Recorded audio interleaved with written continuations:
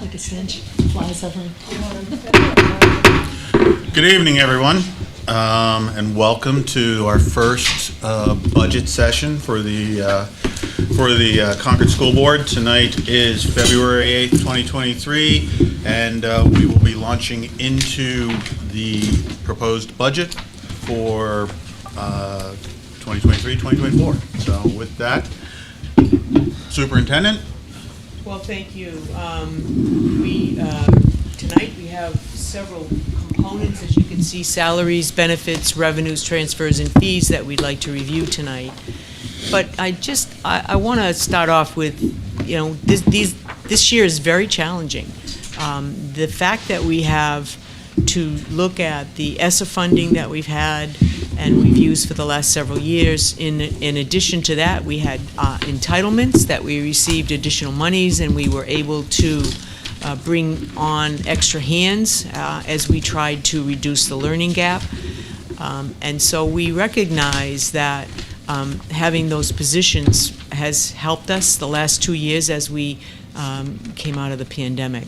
So it's been a challenge to be able to look at the budget and decide what are those essential positions.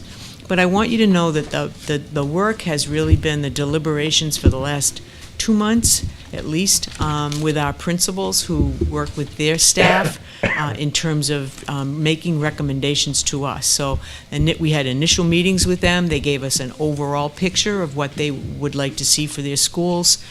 We took all of that information, kind of put it together in a package, and then we brought them back again for a second meeting to review all of the points and talk with them about what was possible. And because again, we have to look at the bottom line. We're very sensitive to the taxpayers. In Concord, I know they've always been very good to the schools, and we want to continue to have that great relationship with the folks in the community. So, that's important to us too. So we worked with our administrators across the board. And it wasn't just the principals, by the way. We met with the Career and Technical Center, so we knew where they were headed.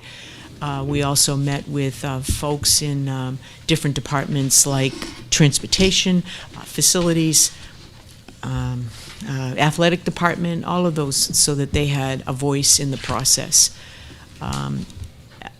I guess we'll start off, and But first, I forgot to take roll. So Okay. we really should have, for the record, those of the board. The entire board is here, but for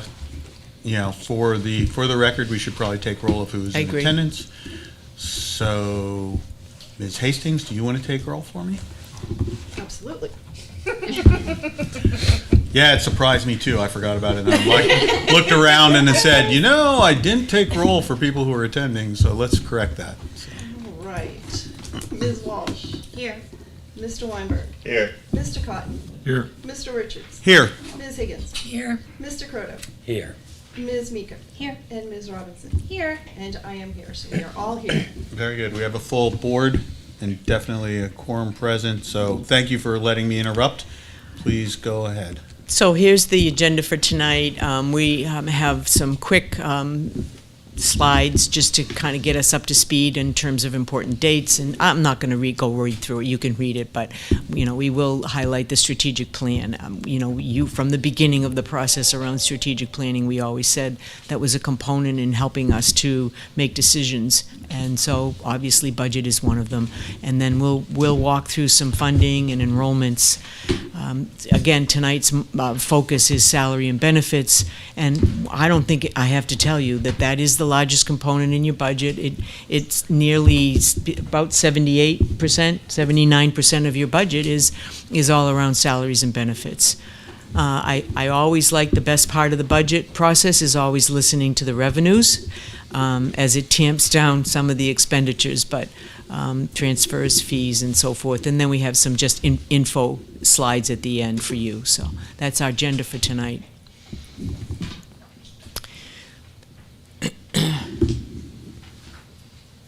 Just, again, important dates. Remember that this is a budget that begins in July 1, 2023, and will continue through 2024. That's the fiscal year.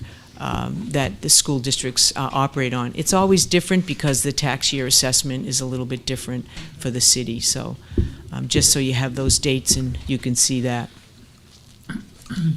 Bad slide. We just have to change up those dates. You've done this before?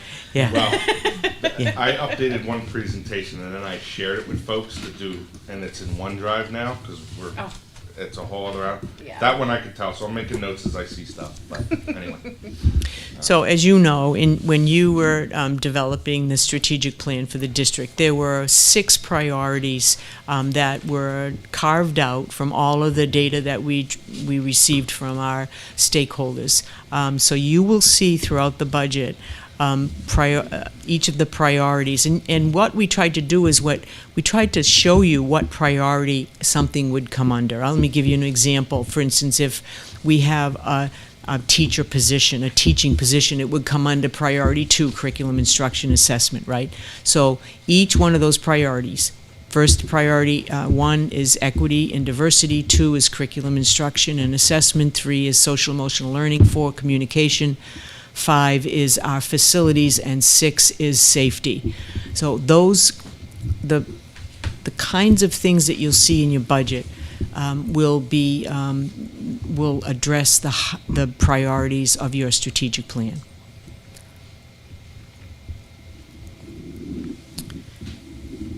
You want to start? So I'll just highlight the 3 major funds we deal with, which is the general fund, and that's the annual operating budget, and that's the one that affects the local tax rate. That is what we'll be focusing on tonight. The other independent fund, which is the federal program of the National School Lunch Program, that is supposed to be a self-sustaining fund, and when it's not, then that general fund has to move money over to that food service fund. So it can affect the tax rate, depending, but we'll talk about that. That's scheduled for another night. But you will see a transfer into this fund from the general fund to support food debt. And then finally are the grants and the special funds, which Ellen has a night to talk about those. So we'll focus on the general fund tonight. And we'll first start off with enrollments. These enrollment numbers that are up on the screen are it's really part of your policy. These are what you have determined over time, what the ideal number of students in various levels. So when we have a kindergarten, it can range anywhere from 14 to 20, but we like to try to target 17, right in the middle, right? Primary grades, again, those numbers are a little bit lower. Why? We got youngsters who need a little bit more attention. So the smaller class sizes, especially where they're beginning readers and beginning mathematicians. So we keep those numbers smaller. At primary grades 1 through 3 is a 21 average. But it can run anywhere from 18 to 24, and as we get up into the higher grades, 22 to 28 in grades 4 through 6. Now this is a little bit harder screen to see. I'm hoping that you have this in your, I do have a hard copy if that would help. Is that? Because it should be in your drive. Can you make that any bigger, Jack?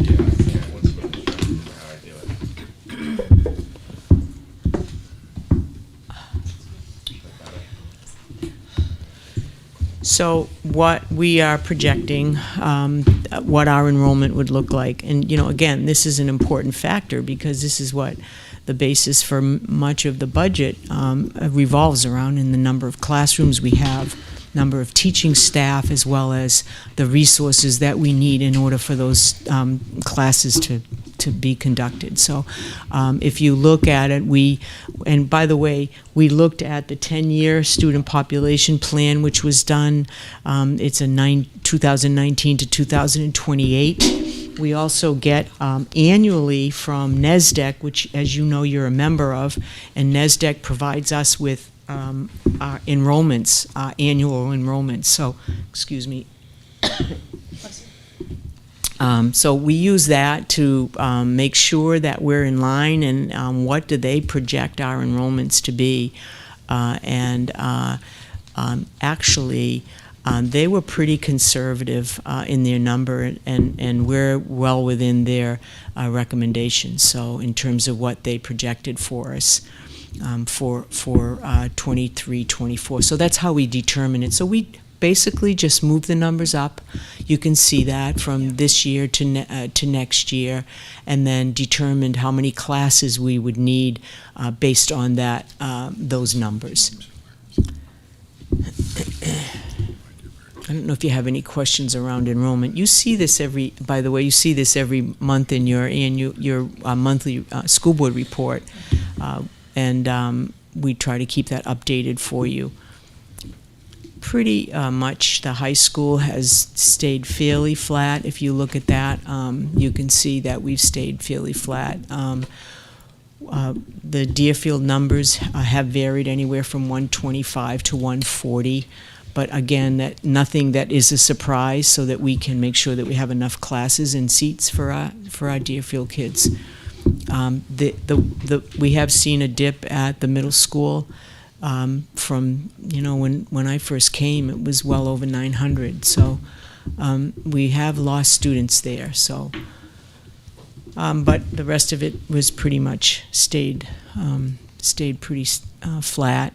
But we did, and you'll see when we get to the budget and we have it laid out for you, you'll see that I am recommending some reduction of teachers based on numbers. I always hate to say that, right? I do. But you have very little control of your budget. You really do. When you think about what I just said, 78, 79% of your budget is personnel, right, and benefits. So you really don't have a lot of room. There's other issues that you can't have any say on, and really is some of the special ed costs, some of your transportation costs, and you'll see those have escalated. Utilities, I'm sure you've all gotten your electric bill at home like I did, and you were probably surprised as I was. And so, we don't have any control over that. Jack does a great job at getting out and going out to bid and finding that a cost-effective prices. He's locked in. He's done a great job at locking in at some of the lower electrical costs, but you really don't have a lot of control. So the one place is to look at your enrollment, look at what your policy is on enrollment and class size, and then determine whether that you can do anything in those areas. That's why I wanted to give you the enrollment numbers so that you had a sense of that.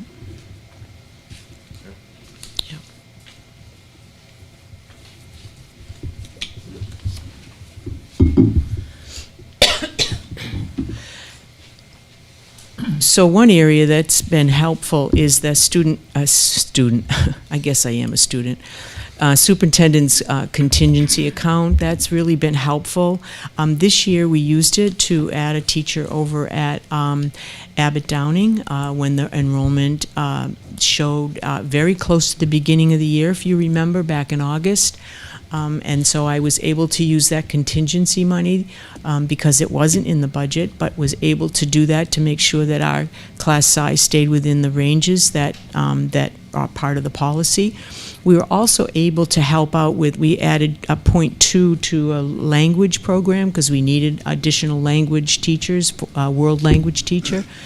We also had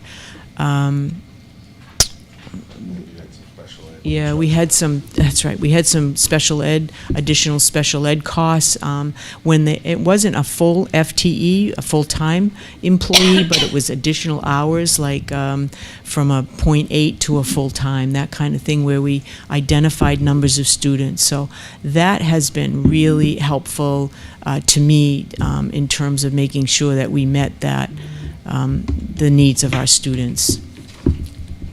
I think I've just about expended that this year. You can see that on your report from your finance report that you received on Monday night. I think you'll see that. I think I always check on it. There's about not much left. I think he told me the last time was about $45,000 left, so, from this year.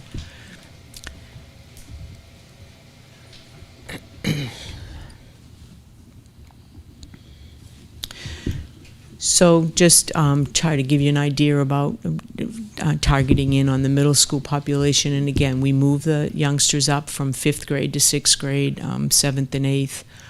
You can see the number has reduced again. Right now, I think we're at 816 currently, and I predict that will be 807 next year. Again, that may change a little bit. And again, the your class, your size that you like to have for a student-teacher ratio can be anywhere between 21 and 23 students.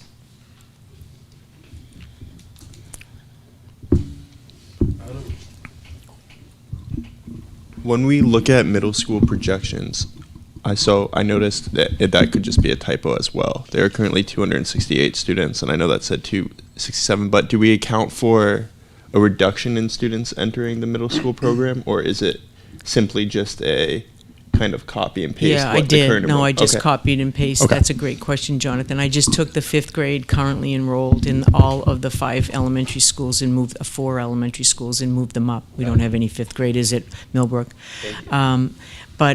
Yeah, we just moved them up. It's a hard prediction to make, and again, I looked at the data from the NESDEC report and the long range, and they actually had, they projected more kids than we actually have. So I felt pretty good about those numbers and moving it. My experience over the last couple of years has been that's been pretty steady in terms of how we've moved kids and how we've predicted enrollment. On occasion, we missed it, like the Abbott Downing one, but that was a kindergarten. That was young, so you're never quite sure how many youngsters will be enrolled. As you know, we've already, if you looked at our website and notices from our schools, they're already encouraging parents to get ready for registration for kindergarten. So, and just as a reminder, kindergarten is not mandatory, even though the youngster may be of age. That program is not mandatory, so you don't always have the exact right number.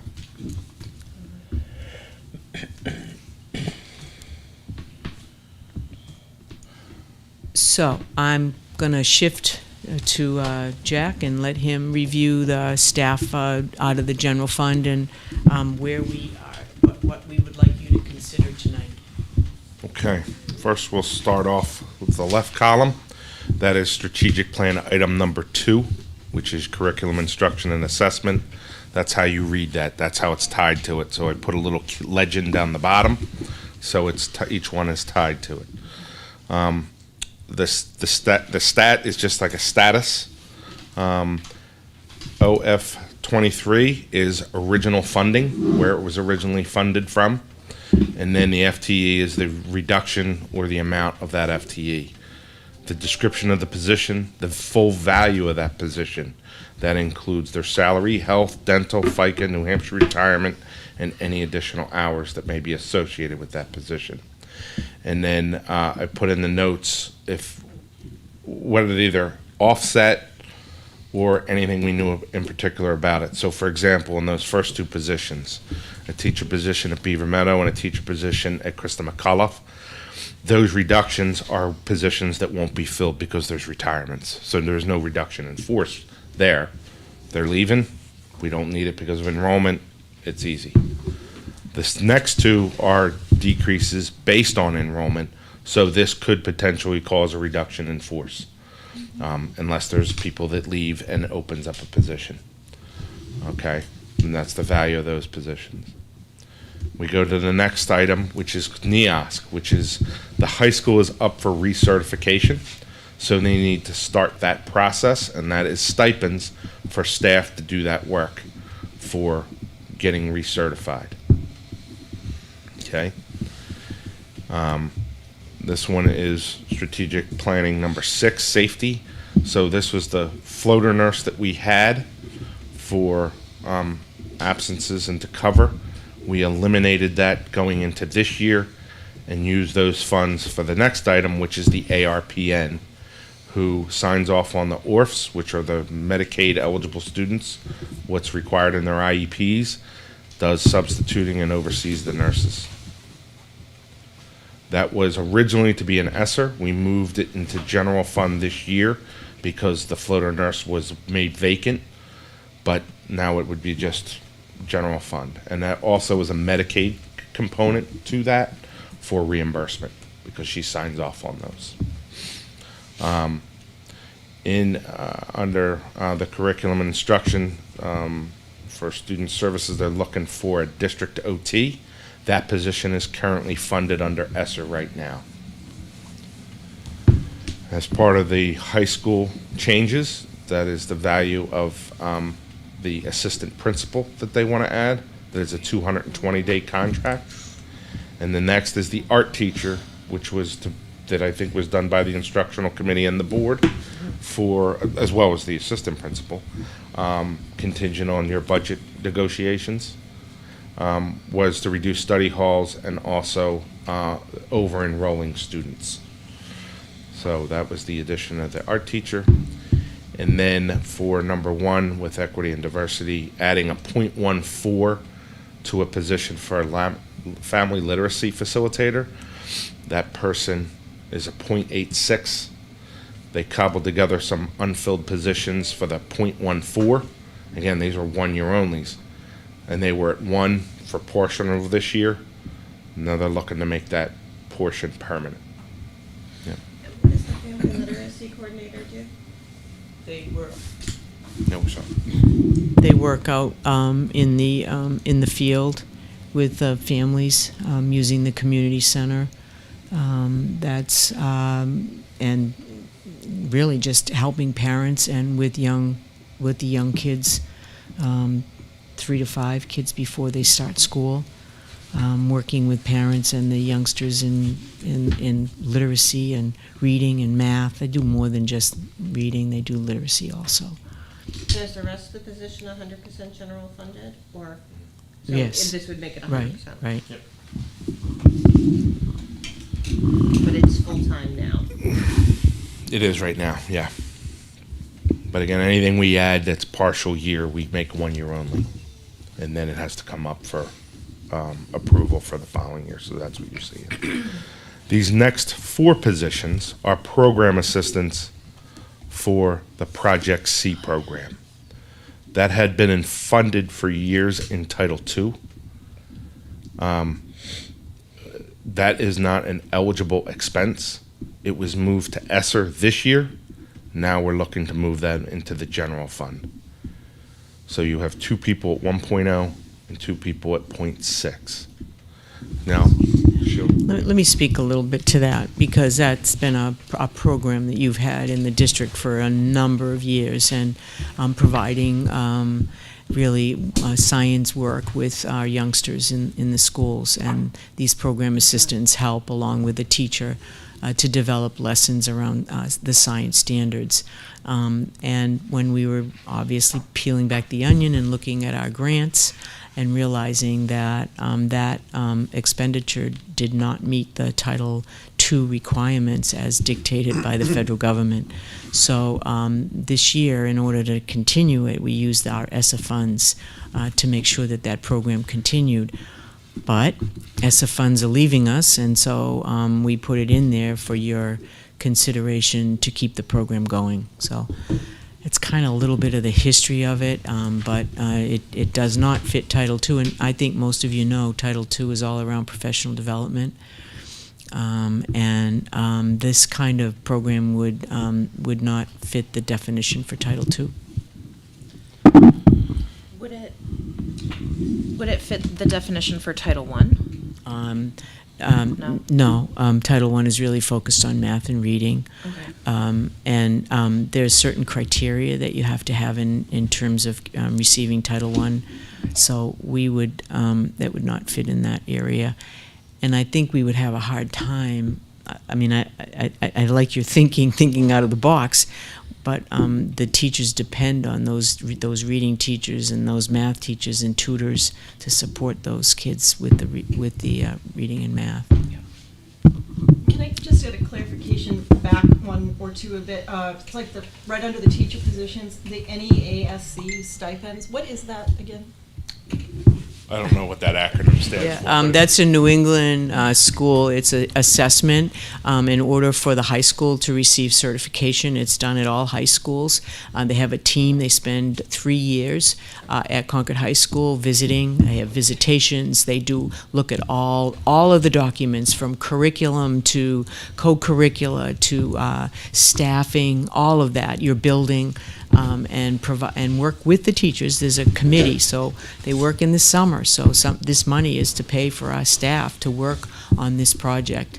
All high schools in the state of New Hampshire that I know, I don't think there is one that doesn't have NEASC certification. Okay. If you need more information, we can get that for you. Kim might. It's No, a it's accreditation. accreditation, and I think it's every 10 years. This isn't something that's every year. Oh, yeah, it's just required, it's required, you have to be an So it's a accredited. 3-year period, but we only do it every 10 years. Exactly. And it's up now, Yeah. which is why it's in the budget. Yeah. Okay. Thank you. Just a couple more questions on Project C, if I could. I should know this, but I don't. So what level of schooling is Project C? It's for the elementary schools. All right, and we got Title II and ESSER. Are you telling us that the ESSER funds are going away? Well, we've expended the ESSA funds so that we don't have the ability to fund this project. Okay, thank you. Okay, and the next one falls under your equity and diversity strategic plan. That is your Director of Diversity, Equity, Inclusion, and Justice. And remember, that was originally supposed to be ESSER. It was going to be split with another district. And then after you had your meeting, finalize your budget, we had gotten those additional adequacy funds, and we moved it to the general fund for this year. But again, because it's added mid-year, it's a 1 year only. That's why you're seeing it, in order to continue it, because otherwise these positions would go away. The next falls under by the safety. One of the biggest struggles athletics has had this year has been an athletic trainer. We used a contracted service for a number of years. They could not get anybody. So we went and got salary ranges and posted one because they were at the point where they were going to have to either cancel games or they're stipending people to fill in for it.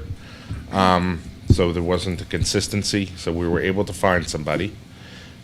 So when this budget, we have eliminated the contracted service amount, which was $29,000, and added the full value of the athletic trainer, which is $79,000. Will this be like a district employee that's It is a district like at the, employee. like years ago, it was Kelly, she's a PE teacher, Kelly Noel. She was the athletic trainer for a long time, she did both. So, so that athletic trainer will be at the high school all day or just work games after school?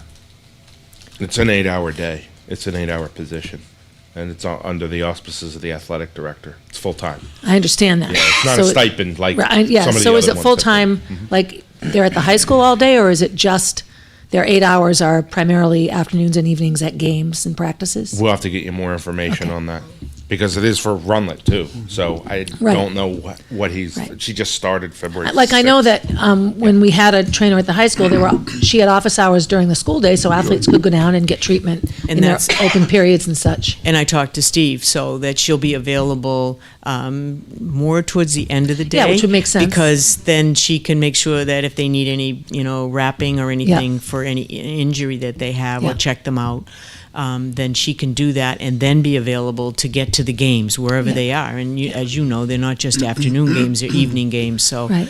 by the end of the day, she's completed her 8-hour day. As someone that coached in the district for over 20 years, it was incredibly helpful to have an on-staff athletic trainer. It just made so many preventable injuries not happen, and really just kept a mindset of, being smart at game. It's more than just at a game in case something goes wrong. So I'm glad to see it more than just a per diem game trainer. It will add a lot to the athletic programs. Do we know for other districts our size if they have full-time athletic trainers? Most of them do, yeah. Yeah, we were looking if we could borrow one. Wasn't the word I used, but yeah, they all do, all Class L. I mean, they all have trainers. And, you know, when we go to a game and our kids, you know, travel, then the team that we travel to has an athletic director there. So it allows our trainer to be here on campus with games that are home games. So but yes. Thank you. We did look at a number of other agencies besides the one we were looking at. The problem is there's a deficit of people. They didn't have the people. And there were ones that said, we'd love to do the work with you, somewhere here in Concord, but they just didn't have the staff. So he was getting to the point, especially with hockey season starting, that if he didn't have one, he was seriously considering not having it, just because that and football were the two biggest ones he had concerns about. So fortunately, we were able to get somebody. And with we plugged holes. And with kind of a greater emphasis on concussion protocols and looking at the defibrillator systems, obviously an important time.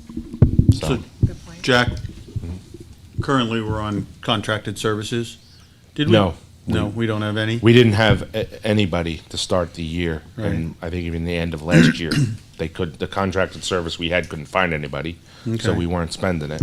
And then it started off the year, I remember when he approached us in August about this, and we were just plugging holes, trying to find somebody paying people per diem.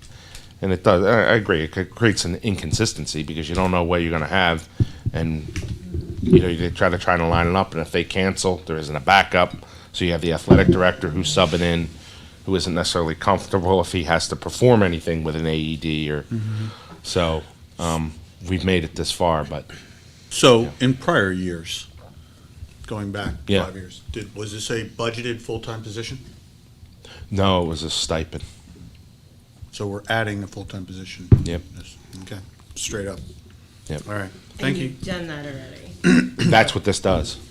but you said you've already hired someone. Oh yeah, but it's don't need to get through the year. Then they know that it's a 1 year only contract, just like all these some of these other positions that are in ESSER. I mean, we got to the point where I don't think we had a choice. It's one of those contingency things that.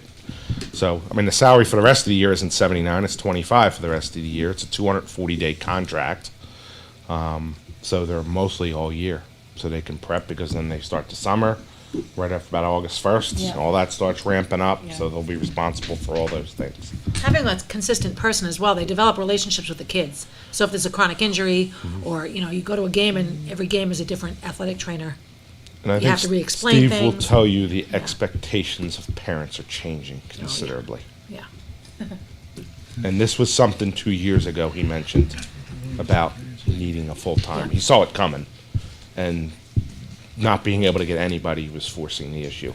So, but the person hired was contingent on your approval, but we needed to do something to get through the year.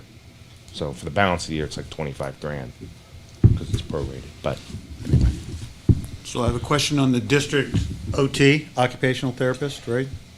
We didn't have that position before, that was added with ESSER? And why do we need that now?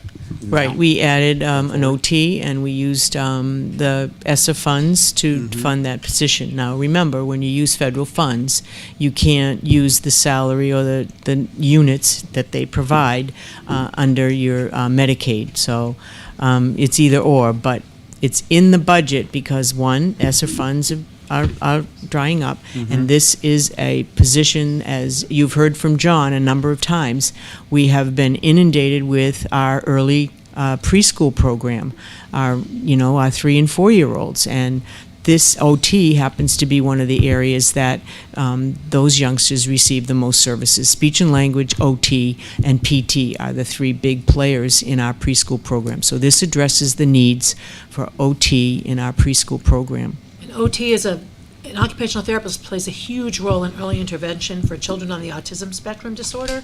And when those numbers rise up, the OT is incredibly important in that. That's a huge piece of services for young children with autism. Do we have other staff members that are OTs currently, though? Oh, we have, yes, Oh, yeah. absolutely. This is an additional one This is to an what we already additional have. one, right, and we have a contract with this person right now, using our ESSA funds, to support that. And this is changing it from a contract to a full-time employee? That's correct. As we will probably see shortly, I imagine, with our special education out of district placement costs, do we know what the value is of having a additional OT for students' time in the district, and how that could Yeah. decrease the chance of expensive costs future? Pretty much, an OT services is a diagnosis of a student. So in order to be in compliance, you need to be able to meet the units that a student has identified as needing to have. So it comes down to a compliance issue. If it's written into a student's IEP that they need to have occupational therapy, then you need to provide it by law. And in the absence of which, it would have to be contracted out again next year because the numbers are so high, in particular in preschool. And then that could include busing, and then that could include sending a student somewhere else. If to do out-of-district service, well, Yes. it could, but most sensible thing would be to put it into a contracted service. You wouldn't want to put a little 3 or 4-year-old on a bus to go get occupational therapy. So anyway, John Fabrizio has passionately, is very, very passionate about this position because of the number of students and the increase in preschool students that we're seeing with special needs. 2 questions. Is there Medicaid revenue that goes along with this position now, and can you estimate what that would be? And what is the cost difference between short and long term between keeping it a contracted service versus making it a full-time district employee? I think there's a couple things. We calculated, off what I remember, was about 42 grand in Medicaid. Okay, that was what I remember when we met with Dawn and John as it related to this. Right now, we're not billing for any of it because it's an ESSER, and you can't double dip. But we can Once they- bill one- if it's a Oh, contracted service. once it's general fund and we paying it, then yes. We would have to talk further as it related to contracts. Okay. I So- wrote that down. We'll follow up on that. Okay, so that applying to Medicaid for reimbursement is not reflected in this number as currently? No. Okay. You understand that your contracted services are always going to be much more expensive. Yes, yes, I of want course. to, I'll get you the numbers about what it would cost us to bring in an OT under a contract versus us having that person as a member of our team. So I'll get you that number, but clearly the contracts that we see as we try to secure personnel via various agencies, and we've had to do that, by the way, in order to meet the needs of our students, as Kim described. So, but I'll get you that differential. And it would be helpful to have the all-in number, not just salary, but salary benefits as well. That's that number. That's that. Oh, that number. is- Yeah, that's it. everything. Full. Right Oh, there, okay. no, numbers include salary, health, dental, FICA, Oh, and okay, retirement and thank additional you. hours. Yep. So Jack, would that be the additional 42,000 that you could bill Medicaid for? Would that go to that person on top of the 117? Or No, would that via come out the of- net result would lower. Would lower the 117? Yeah. So, help me understand the teacher positions. You showed us that's projected enrollment for next year, and there obviously must be huge drops at Beaver Meadow and Krista McAuliffe. Well, you see it right in the primary grades. That's where we saw the places where we could reduce numbers. If at Beaver Meadow, if you look at kindergarten and you anticipate 45 students coming in, those kindergarten students currently are moving to first grade. So we only need 3 first grades, and that would have them at 15. Let me just get this year's number so you can. Yeah, I was gonna look at, Yeah, I was this trying to see year's what's numbers. So- relative to this year's numbers. Right, so right now, if you move 45 youngsters from Beaver Meadow to first grade, right now, there's 4 teachers there. I don't need 4, I only need 3, and that would give them a 15 to 1 ratio. I felt that was adequate.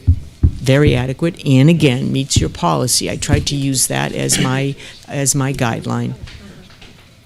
Same at Krista McAuliffe. If you go to Krista McAuliffe, you'll see that we have 53 students in kindergarten moving to first grade.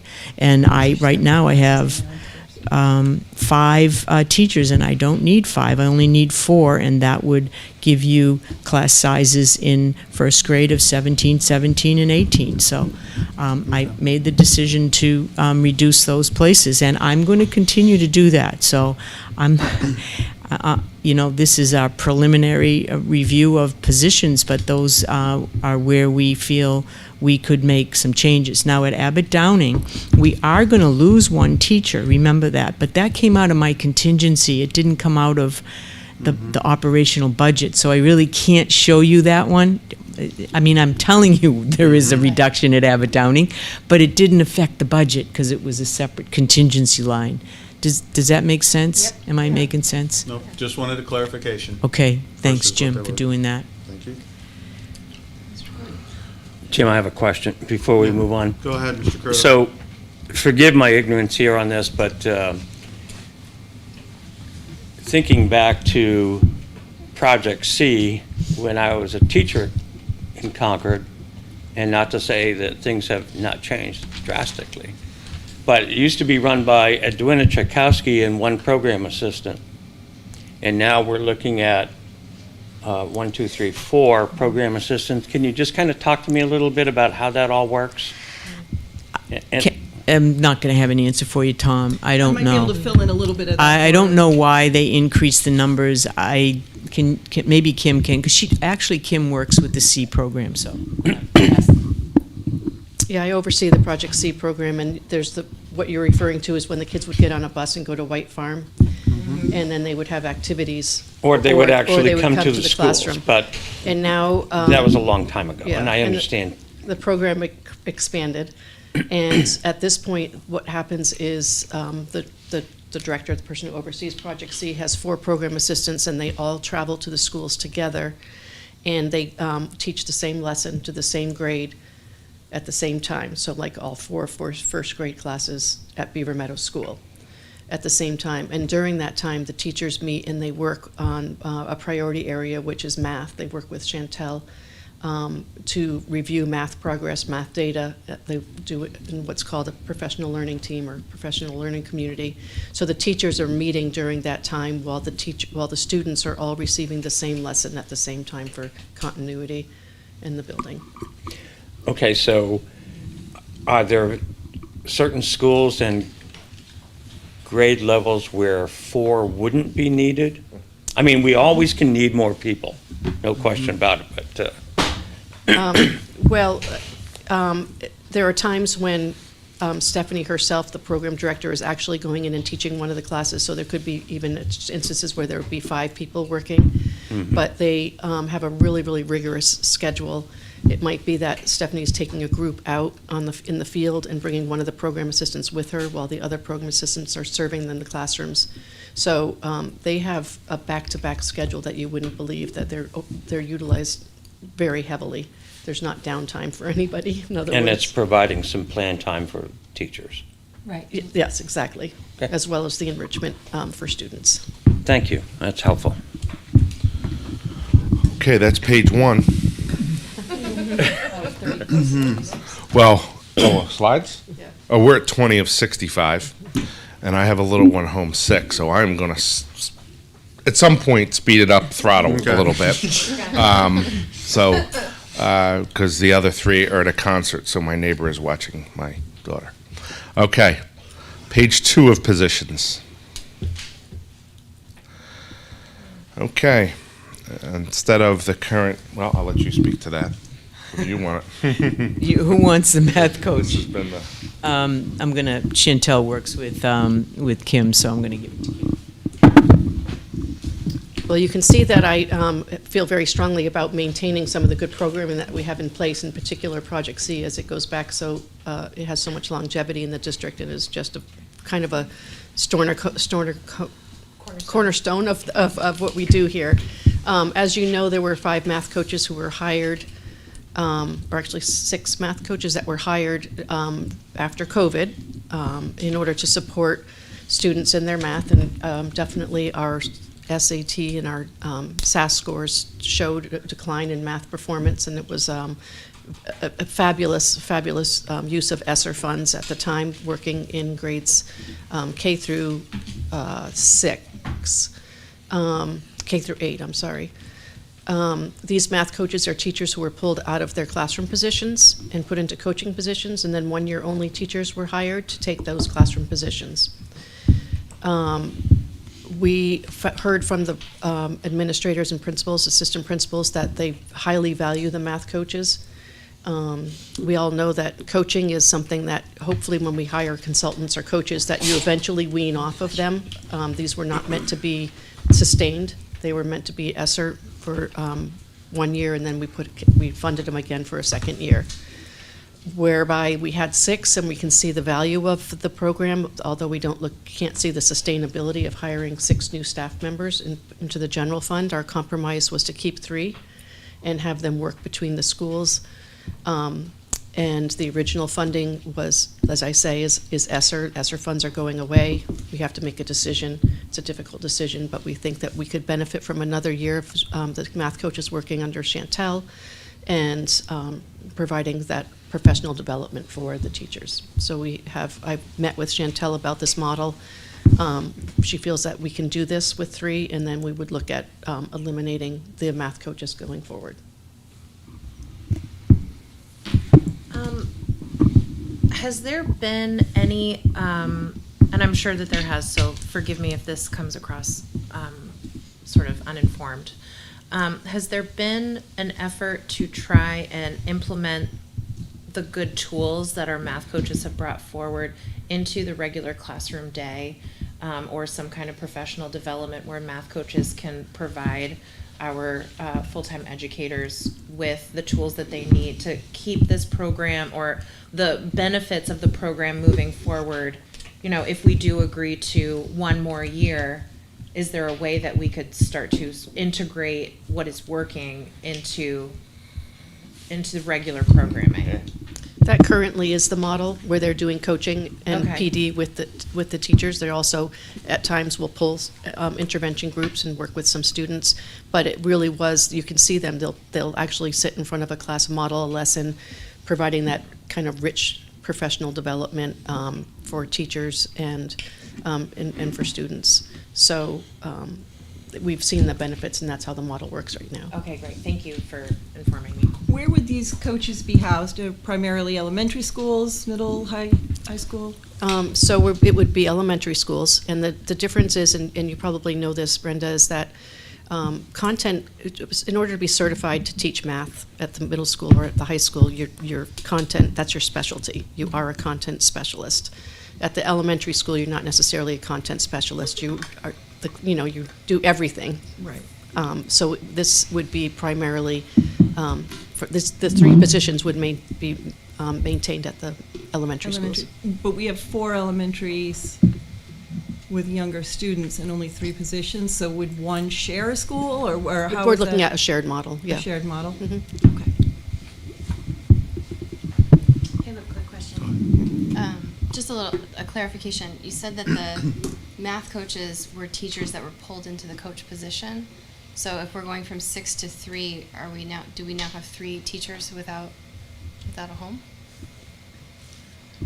The teachers who were brought in to take the place of the classroom teachers who became math coaches got a 1-year only contract. I see. Okay. Thank you. Go ahead, Mr. Weinberg. Sorry, Jack, I'll be brief. No. Is there a reason these positions cannot be supported by, I think, is it Title I, since there are relative to math? Well, we did talk about that. We did. We looked at it and said, how could we use Title I? But first of all, we don't know what we're getting for Title I. We won't know that hopefully we'll know by the end of the year.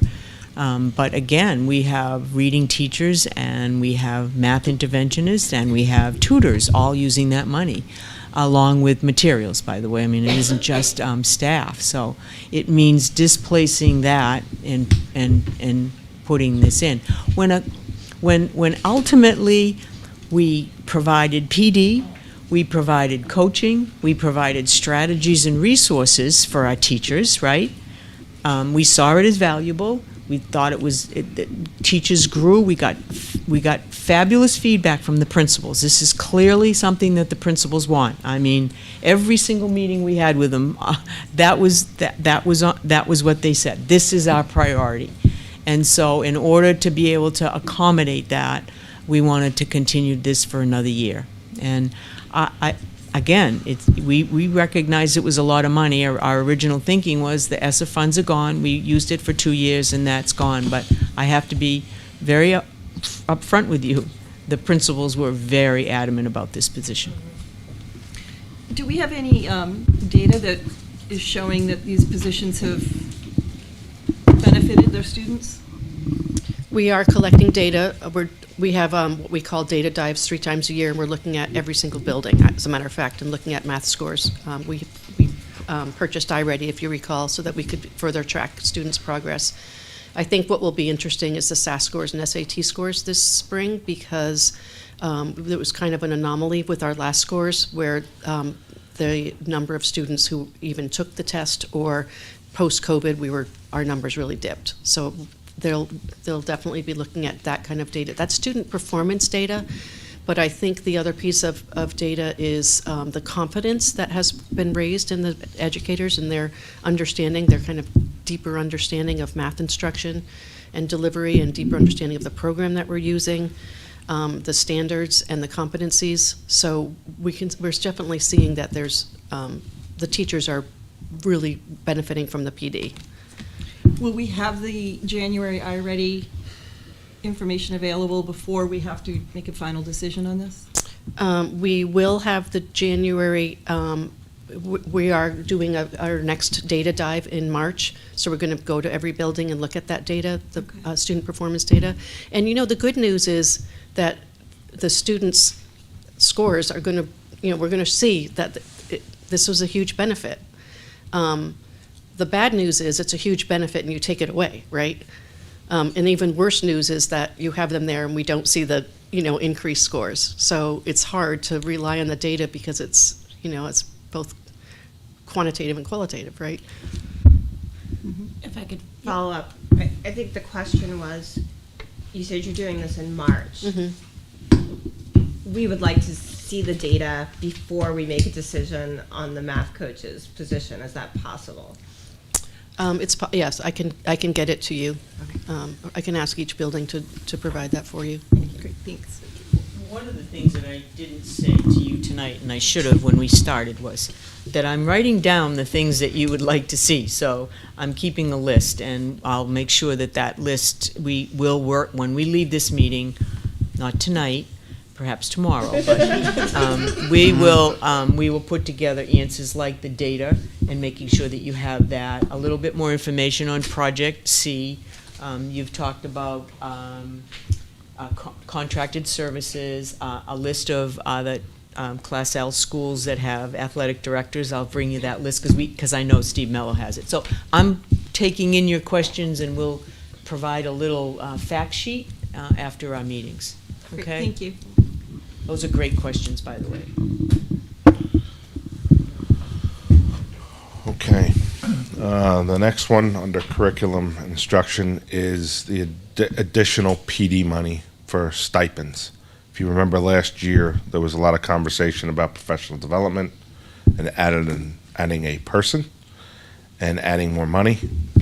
And I think the numbers talked about were more than this. We wound up settling with the 80,000, which is in there, and now an additional 70. And then you have to factor in the benefits because of FICA and New Hampshire retirement to pay staff. So that'll bring a combination of about 150,000 for professional development, which prior to this budget was 0. Everything was done through Title II. Next item is a curriculum instruction emergency services teacher, a .33. That is for the CRTC. That is based on enrollment, and that'll be a 2.5 hour a day person.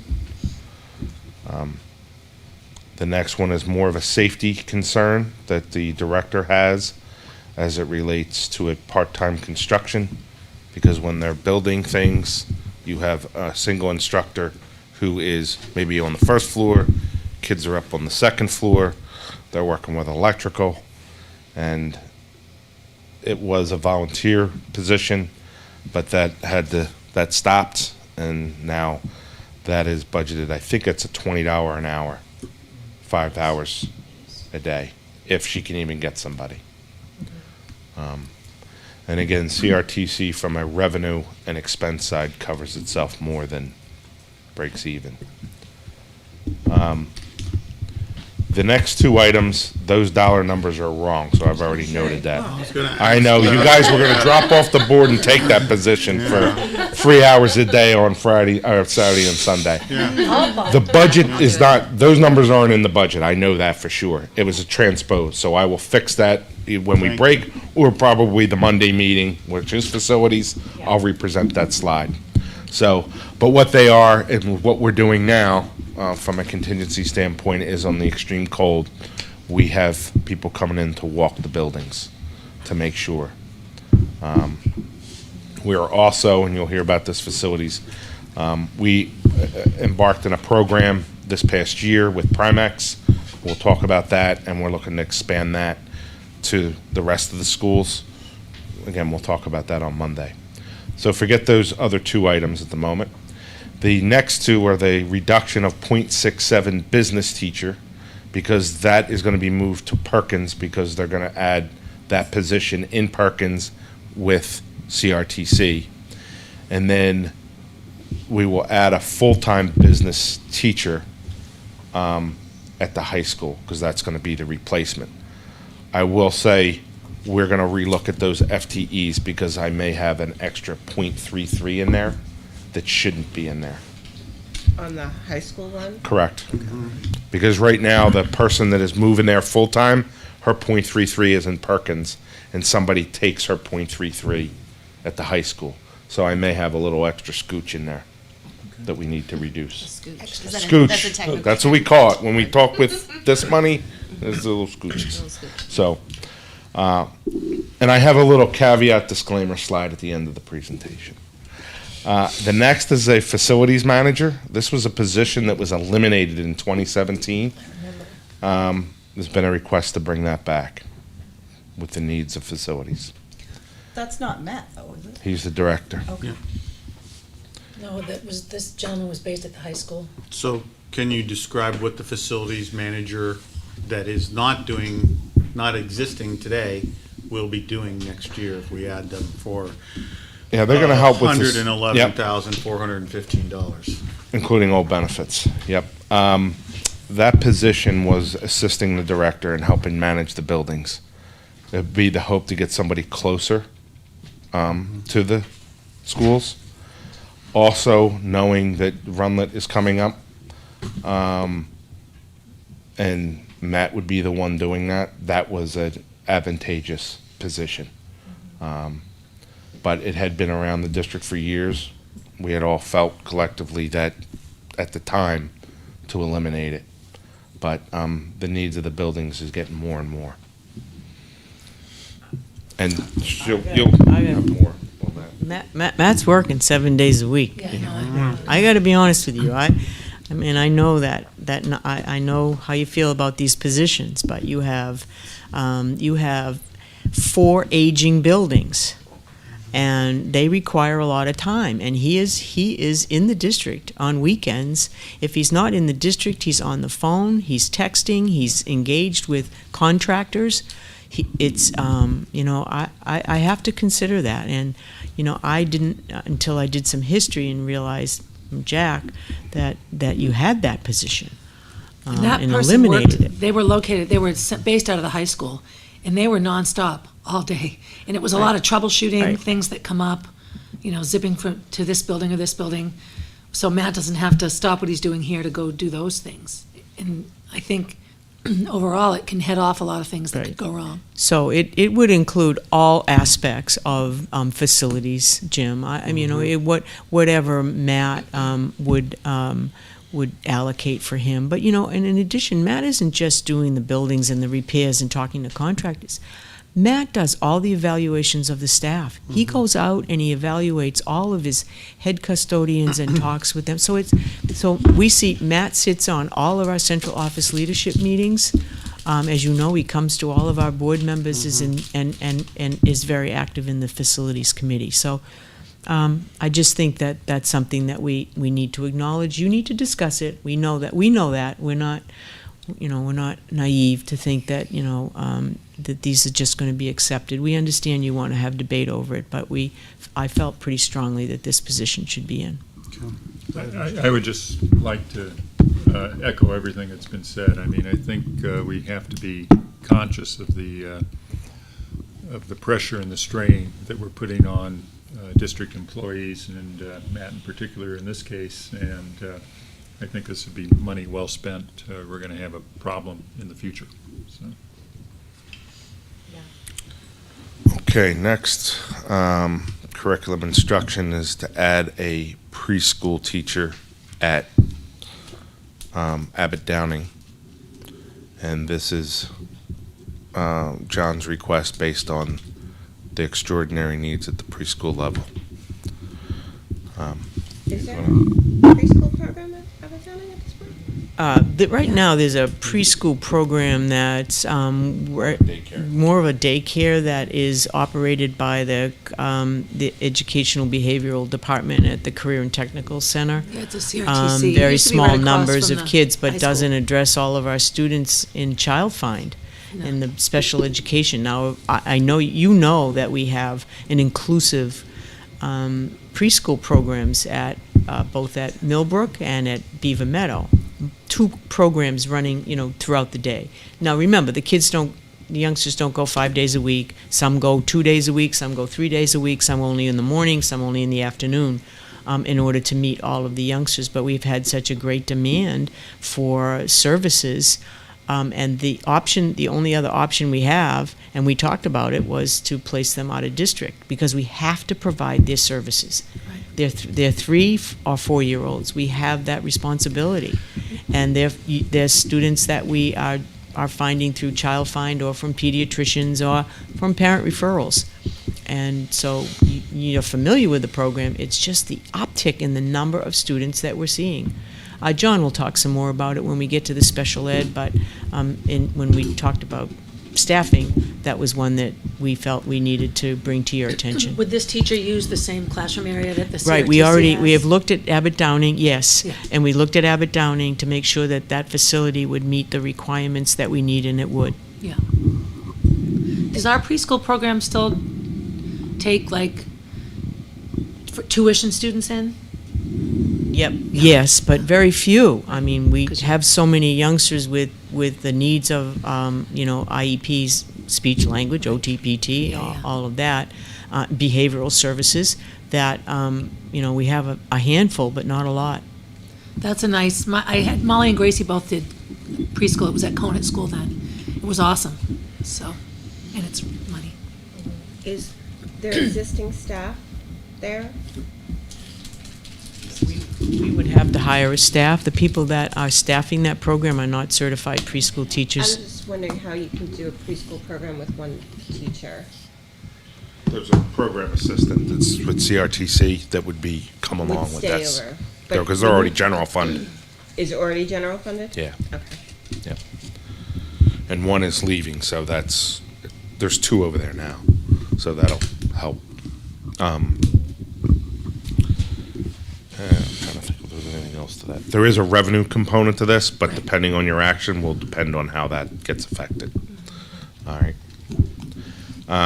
And then finally, under the communications, under your strategic plan, item number 4, communications, a public information officer. So if I could, I think this position is seriously needed, and would be supportive of it, notwithstanding the cost, although frankly, when I look at that cost, I'm surprised it's as low as it is. My only other comment would be, you might want to consider changing the name of the position to something like Community Engagement Director or something along those lines. I think it's more than just public information. It's actually trying to get out and getting the rest of Concord involved in what the school district's doing. And we've all sat in public sessions where nobody's here. So I think that's an important position to have. Those are my thoughts. We did public information officer only for exactly what you said just at the moment. We believe it's internal communications as well. But we backed off the communications director title that we tried 5 years ago because that didn't go over well. So, It's the working title. yeah, so it's a working title. So, should I go on to the third page? I'm only kidding. There's no third page. That's the positions, which we figured would take the most amount of time. Now I'm going to kind of go through things and still hit my 7 o'clock deadline that I always try to. And if we go over a little bit, I can live with that. So these are the salaries as of right now. So you can see where some of the big increases are and where some of the decreases are. Obviously, the biggest is in the teacher group, a $2.7 million add or 9% increase. You can scroll through those. Explain my first two items, which one are the 127 and then the minus $1 million? Yeah. So last year you were collective bargaining with 4 groups. This year 1. If that gives you an idea what that is, Okay. there you go. Thank you. You're welcome. Okay. They're all in your, so salaries up 2.6 million or 5.38% as of what we have posted. Let me see what else I have in here, what bargaining units are up now and which ones will be up next year. So next year there are 3 groups negotiating. This year we have 1. And they are the base increase raises. That doesn't mean that's what they're getting. That's just the base increase to their wage scale. Yeah. Just a clarification, the salary increase, does that include the positions we just discussed, or those Yeah. would be on? Everything is all based on whatever's in the So CBA. that 5.38% is all in? Oh, it's all in. Yep. Yeah. So for example, a teacher last year was 107,000. An M5 family plan, it's now 112,000. No, but more specifically, I want to make sure whether, for example, the new public information officer position is included in that increase, if you will. Well, since they wouldn't be approved to start July 1, their salary is assumed that it's a July 1 salary. Okay. Okay. All right. And benefits. So this is the line by line for benefits. I'm going to highlight a couple of them. You can take a look at that, and if you have questions, we can circle back. So, helps and hindrances this year. One of the things that helps us, depending on if you're a recipient of New Hampshire retirement right now, is New Hampshire retirement. So, fortunately, the rate went down this year. So the teacher rate went down 6.57%, and the non-teacher rate went down 3.77%. When we did rough estimates, taking the current numbers for this year and applied those rates, it was about an $800,000 decrease. On the flip side, for health, if we took the current enrollments and applied the 8.7% increase, it was over an $800,000 increase. So we're the same. So it's very rare that both of these worlds collide perfectly, because usually they're both this way. So that's good, and that rate is stable for 2 budgets, okay? So the only the increases you're seeing, even though there's a decrease, when salaries go up, the New Hampshire retirement goes up, okay? But that did help us this year, so you do see what those rates are. The employer rate has been the same since 2012, and I just wanted to note, if you remember last year, we got that one-shot money, or this year, I'm sorry, for this current fiscal year, and we just received that this week. and you've appropriated and put that money into certain places for, at our August 26th budget meeting. So that was a one-shot deal, and that's done. We'll move on to kind of census of where it is for, sorry, my little animations aren't up to snuff, but this is kind of what we have a snapshot of what our enrollment was in the budget projection we gave you last year. This is what it is this year, and then this is what the enrollment differences are. So you total up net 1.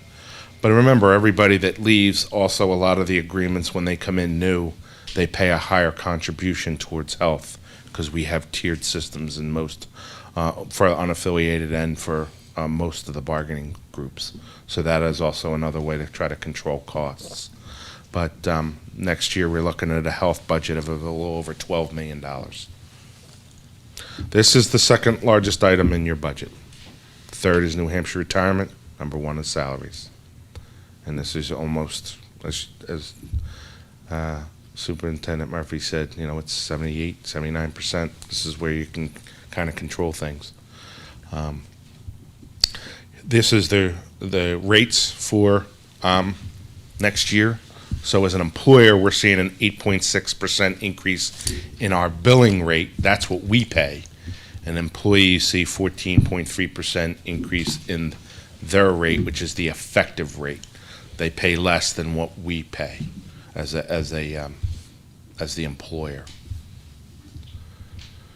Okay, so overall, we're looking for this about a 4.3% increase in the net in the health. We put in here what people pay if they're on the yellow plan, what the range is, and what the annual cost is to the district of that plan. So you can take a look at that if you have any questions. The orange plan was implemented in this year, July 1, first with the principals, and then we carved out 5 groups within the unaffiliated that we targeted and offered that plan. So it is a higher deductible plan, but it has a health savings account instead of a health reimbursement account.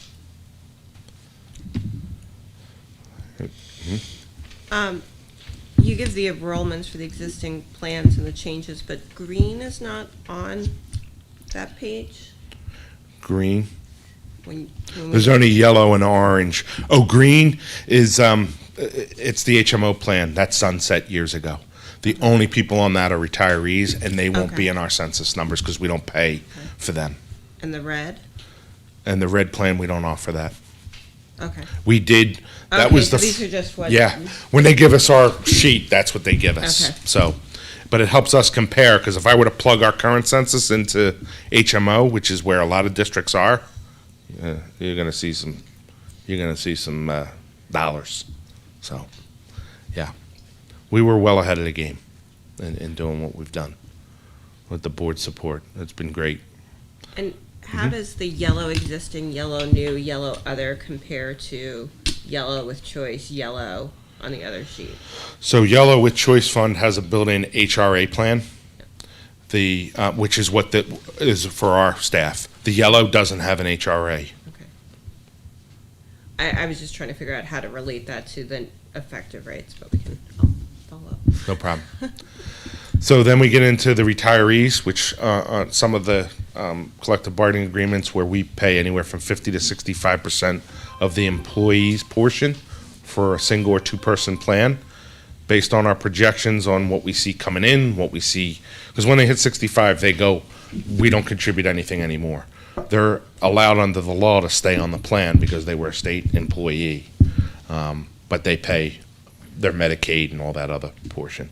But these are people that retired but weren't 65 yet. So we're projecting to be 43 next year, and we're dropping that down to about 475 based on projections. Dental, we're self-insured, so we pay all claims, and the employees do not contribute towards dental at all. So we're seeing about a 32-person reduction. Now, likely that is because a lot of the people that were on the grants are coming off, all those one-year onlys. So I've put in a buffer, and if in the event a lot of these positions were to stay. But we're also seeing significant utilization of the claims, hence you see the $100,000 increase. And to mitigate this, I've proposed a transfer from your health risk reserve to mitigate this so that we're not putting it all on the local tax rate. You have a fund that sits most of the time for this type of stuff, and hopefully we just think there's a lot more utilization, as you heard from the consultant, for the health plans, hence why our 8.7%, and we're seeing it in the dental. People are trying to catch up post-COVID, is what we're being told. So we're hoping that'll stabilize, and felt it's probably a wise use to use stabilization money to keep it down. I have to appropriate, but have some offsetting revenue, and let's see where things look like in a year. Jack, roughly how much is in the health risk reserve? 2.7 million. Okay, so you're proposing to take I think I took 250,000 out. a couple hundred thousand, yeah, okay. Okay. All right. Workers' comp. So this is from our carrier Primex.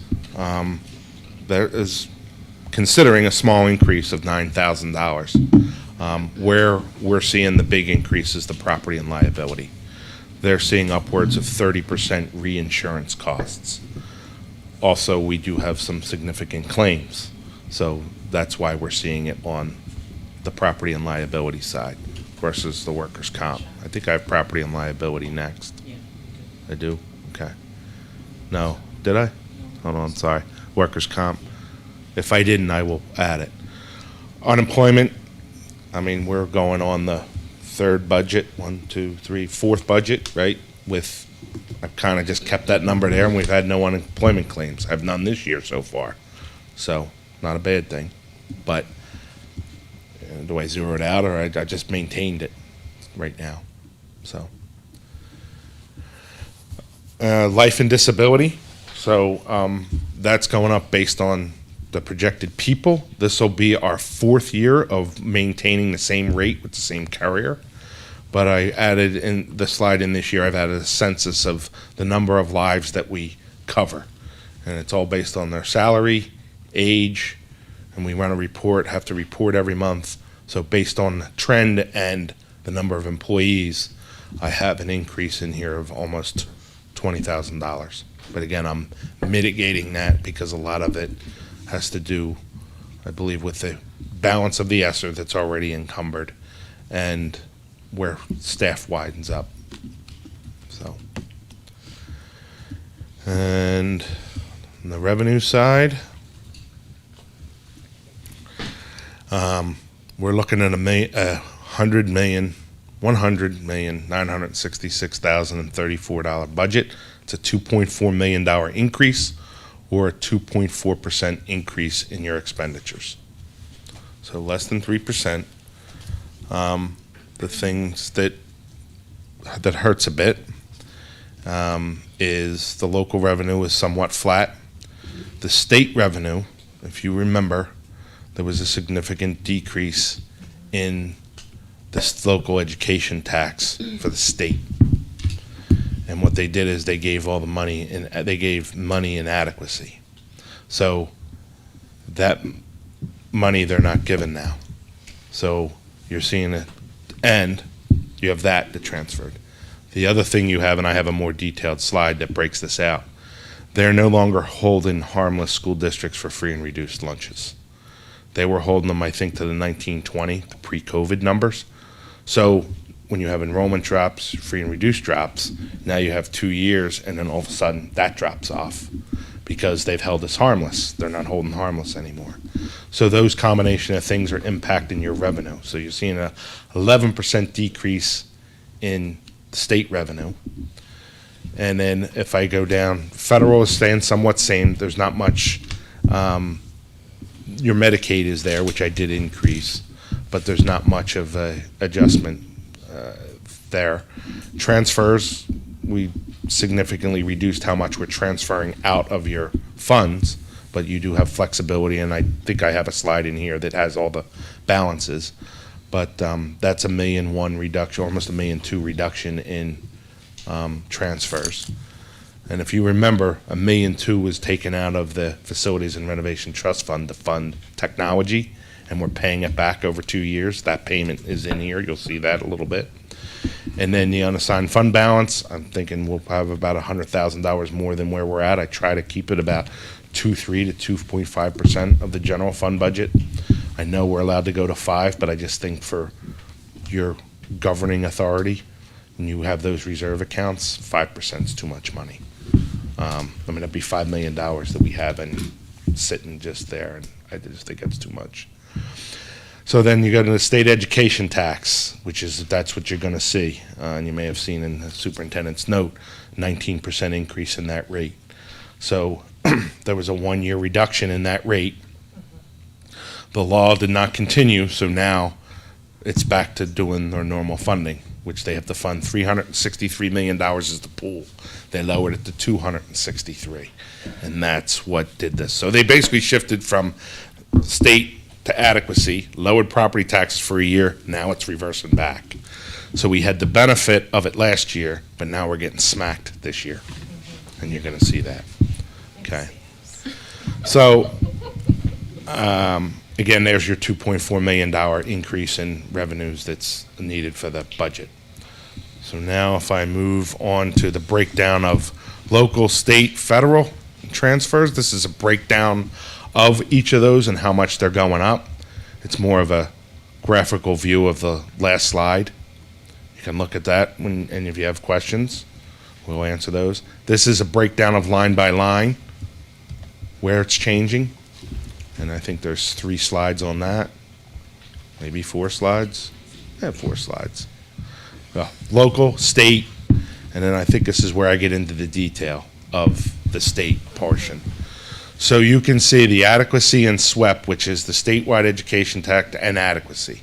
So you see at B, the adequacy grant went down $1.5 million, okay, because they had shifted again from the state to adequacy. Now they're shifting it back to the state property tax. You see E, the free and reduced differentiated aid. They're not holding this harmless, so that's $27,000 reduction there. And then the extraordinary needs grant, if you remember, we had talked to you about that, and we have to apply what we're using that money for. That was 508 this year. That's reducing down to 404,000. So they added a new component that will probably fade away. As of right now, that 508 you have planned to put in your instructional trusts, if you remember. So that's where that resides. You did not lower taxes or do anything with it. And I think it's important to note that the numbers you're going to see would be a lot worse if you did not do what you did. Because you would have artificially lowered it and then walloped people this year. We're all about trying to keep the stability. And now it may be the time to hit those reserves to try to soften what you're going to see. Okay? So, and there's the federal details of the revenue. Jack, can you go back Yep. one slide quickly? For Right here? the preliminary grant, can you just explain that one more time? Where did I see preliminary grant? M. What is it, M? Yes. Because it's 14 million. It's big numbers. Yeah. I don't remember offhand right now. I think it's all part of the calculation. That's a subtotal before they add the stabilization. It's multiple sections that they do. So I'll relook at it and display it differently. But I believe all that is the subtotal of the lines up above. So if you take the 19 million, subtract the swept, then you add in the relief grant, then you give the extraordinary needs, I think that's going to equal the 13. And a partridge in a pear tree. So, yeah. Next time we'll bring the big calculators with the paper tape. Thank you. Okay. Yeah, ching-ching. And then I mentioned federal. So, what am I? Okay. So then we get into the taxes. So for the local, your current tax rate per thousand is $13.42 this year. Next year, we project it to be $14.25, or an 83-cent increase, or 6.18% increase in the local rate. The state rate, if you remember, went from $1.66 in FY22 down to $1.21 in FY23. Now up to $1.44.23 next year. I don't have any control over that number. We get a warrant article from the state that says you raise, based on this evaluation, you're raising this much money at $1.44. Nothing can change that. So that's a 23-cent increase or a 19% increase in that rate. So when you combine everything, you go from $14.63 to $15.69, or a $1.06 increase, or a 7.25% total education tax increase. And the reason I don't have my little number that says what it means on a average home, last year was 324, because we haven't finished the revenue report. I saw the number and wasn't comfortable with it. So stay tuned for Monday. I wanted you just to come back on Monday. That's really why I held off. So I'll have you what that estimate is. But it's probably going to be north of $300. Okay. I'll talk about the transfers. These are the, and I'll speed it up. I'll let you read through that. We'll go back and revisit it. There's a number of transfers that are going in that we're proposing, and a number of transfers that are coming out for various reasons that we listed here.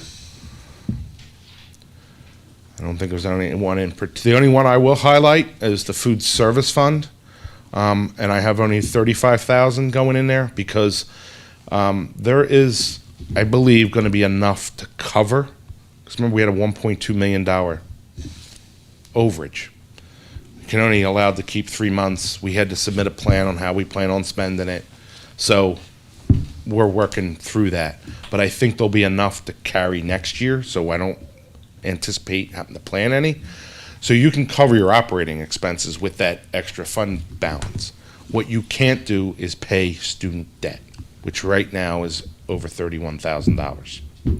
So I have proposed transferring $35,000 next year's budget if that's what we're going to wind up maintaining, okay? Because I cannot pay for the debt with operating funds within the food service program. And then there's the transfer, there's the transfer detail, and more detail before that. Fees is, I think, just the simple sheet of what we charge for athletic fees, the bus fee, the Deerfield capital fee, but I note that if the contract, the new tuition agreement's approved, that will go away. And that will result in about $85,000 in reduction in revenue. I know we've had conversations other years about updating this. Has it been updated yet? No, we are working on that with the new software. I was shocked that the person we had look at this thought we were fairly competitive based on what she's gotten back, which I was shocked. Doesn't mean we can't increase it, I'm just saying. Yeah. Maybe add an energy charge and those kind of things. But we are building out a new software program to manage all this. Okay, I'm at 6:58. Don't pay no attention to that. I told you, they're a good crew. They keep me on. So there is the scheduled list of meetings, the next one being on Monday the 13th. I will say this, that the technology one, Pam McLeod cannot do that. Anytime between the 21st and 24th, she's not available. So we're going to have to move that. We don't need to make that decision tonight. But I will, she said anything other than those 21st through 24th. So maybe Monday night we can focus on trying to see what works for folks to do that. And then public information. So this presentation will be posted in the morning. When you click on the budget, that's where you'll see the presentation. As soon as the link's available through Concord TV, we'll post that, and the minutes will get posted there as well. It's already laid out, displayed. If you click on it, that's what you see now. And then there's the people you want to talk to. For those on TV, they're it right there. That is updated as of today, so it does reflect your Monday Look how votes. quickly Mr. Croto ended up on there. That's it. Hey, I figure, hey, if he's part of the team, you definitely want to make him before this budget, right? So, Jonathan, do you live in space? I do. and then we will post the Monday all the detail and breakdown because we're getting all that together to finalize in there. And if there, like I said, if there's any adjustments or scooches that I mentioned, we will bring those to you Monday night. As I mentioned, that was my little important note / disclaimer. Between all the new staff we've had, who's doing a great job, there are things, even going through this presentation, that I see that I would adjust that, or I got to double check that number. So, but I don't anticipate, usually when we get a bottom line number, that's where I want to stay. I don't want to, we try not to go above, unless you do. That's your job after that. So. Blame us. And that's it. My next slide says end of meeting, just to let you know. So I'm 1 minute over.